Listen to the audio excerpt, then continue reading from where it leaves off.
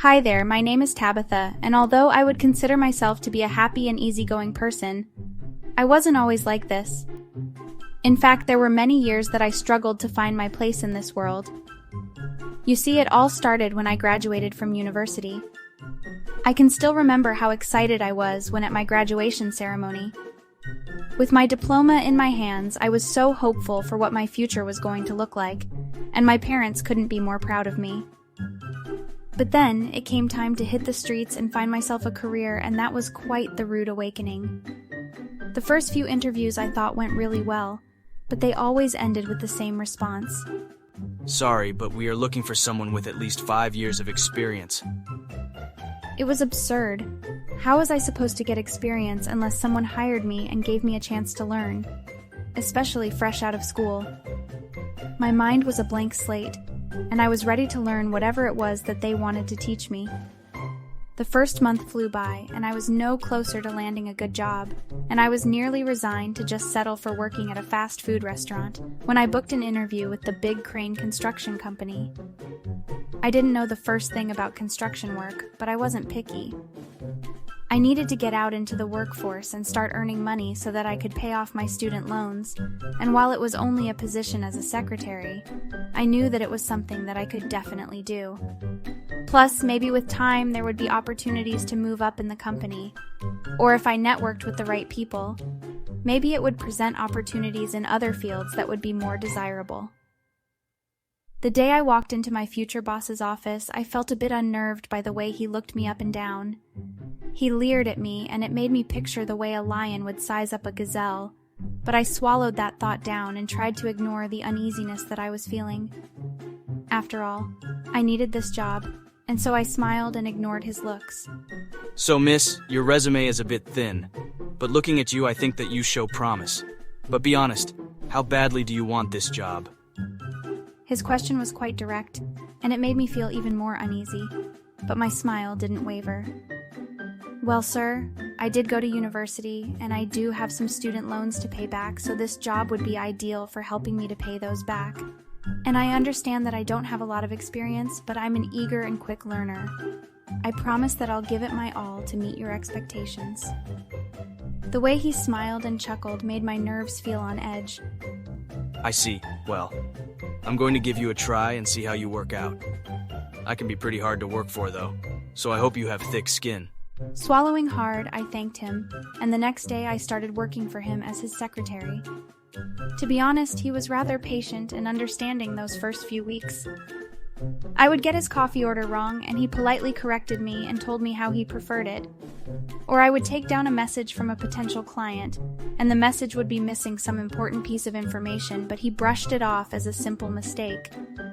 After a month, though, I had found my stride and I began to do my job quite well. I was no longer making any mistakes, and on more than one occasion he complimented my performance, saying that I was doing a great job. It was my first real job, and I honestly felt really happy. Here I was, out in the real world, making a real go of being an adult, and I was succeeding. It felt amazing.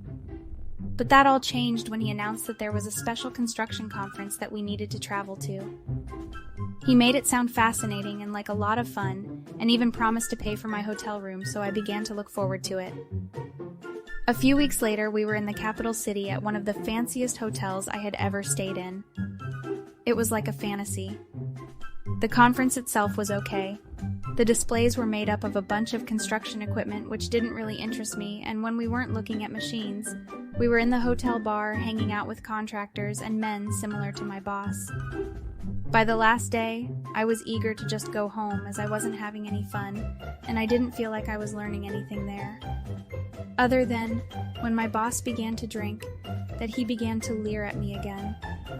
The last night that we stayed there, we were once again in the bar having drinks, and he told me that he needed me to help him write a letter to the organizer of the convention, and that he wanted to write it up and send it before we went to bed that night. Hesitantly, I said that I would help him and followed him up to his room. As soon as we were alone in his room, he threw me on the bed and attacked me. I did try to fight back, but he was so much stronger than me. After he was finished, he told me to get out and that he would ruin my entire life if I ever dared to tell anyone. With tears in my eyes, I believed his threats and I ran out of his room. The next day, I tried to act normally at work, but at lunchtime I couldn't hold it in anymore, and so I went outside to sit in the park across the street and cry. I figured no one from the office would see me there, but I was wrong. Debbie, one of the accountants for the company, had apparently been keeping an eye on me since we came back from the conference, and as soon as she saw me run out of the building, she followed. "Hey there, Tabitha. Are you okay?" No, I'm not, but I can't say anything. I could tell by the way that she looked at me that I didn't need to say anything. She could already tell what had happened. "Well, unfortunately, you aren't the first secretary that he's done this to. He needs to be stopped, but so far none of the other women would agree to come forward, and since he never did anything to me, I can't really help. It's just my word versus his." "How many others were there?" Debbie then handed me a piece of paper with a list of names and phone numbers. There were at least a dozen names on the sheet. I thanked her and went home to try to figure out what to do next. I knew that if I just quit, that he would hire someone else and he would no doubt just end up harming someone else. But at the same time, I wasn't sure that I was brave enough to take him to court. In the end, though, I knew that it was the right thing to do. But first I had to call all the women on that list and try to get them to come forward as well. Maybe if we all did, then it would help us bring justice against this evil man. And so I began calling all the names on the list, and not a single one answered their phones.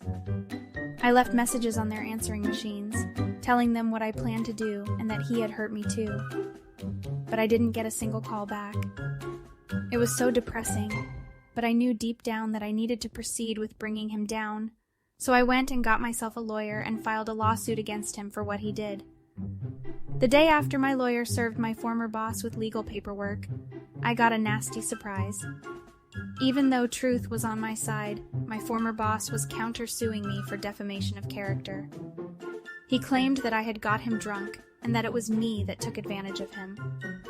That all my allegations were complete lies. I couldn't believe what I was hearing. And to make matters worse, my lawyer told me to drop the case as my boss had far too many lawyers, and that it would be far too costly for me to fight him in court, and that I would probably end up losing. It was an absolute nightmare.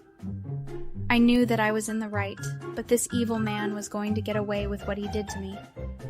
Filled with despair and frustration, I was nearly ready to dismiss my case and just let the vile man win. But then, as if my prayers were answered, my lawyer called me up and told me that the other women on the list contacted him and wanted to file suits against my former boss as well. With over a dozen women all making the same claim against him, it no longer was such a sure case anymore.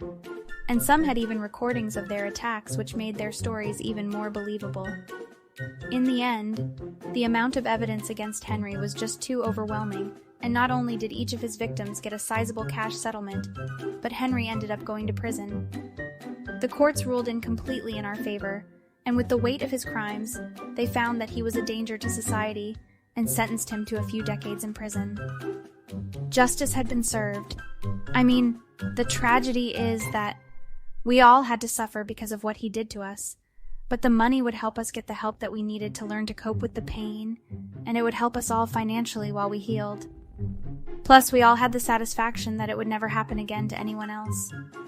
Thanks for watching, like, share, and subscribe.